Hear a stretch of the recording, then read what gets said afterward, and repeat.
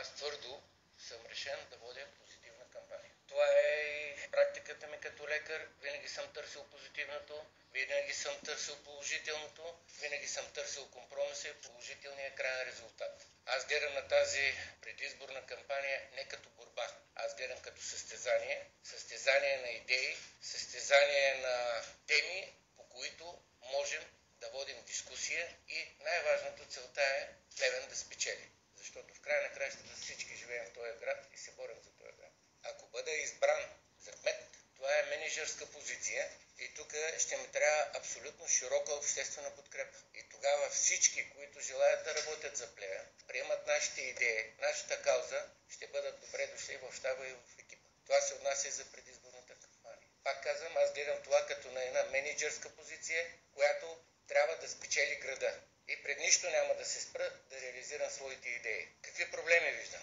Виждам сериозни проблеми, като например загубата на младите хора.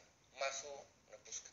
Затворихме много работещи предприятия. Няма инвестиции. Ето защо една от задачите ми, приоритетна, е отваряне на нови работни места и търсене на инвестиции, за да могат да се реализират проекти и най-вече да осигурим работа на младите хора, включително и на интелигентните, висококвалифицирани население, което има.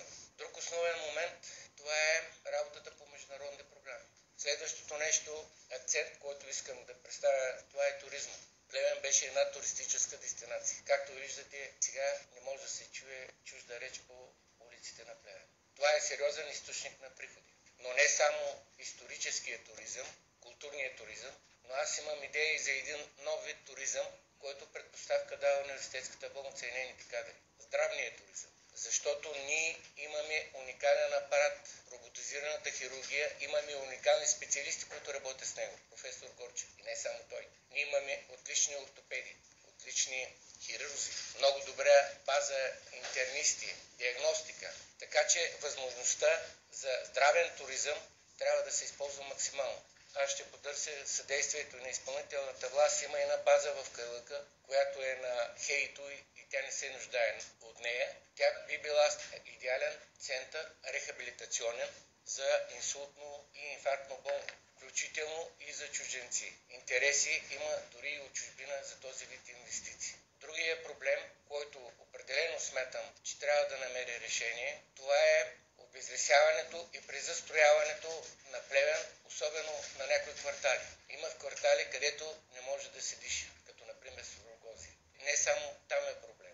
В много квартали няма изградена инфраструктура, особено в улиците между кварталите са жестоки. Искам да кажа само това, че аз ще работя за Плевен. Оставям една болница, която е 2 милиона и 700 хиляди на печалба, а в момента са над 3 милиона и половина.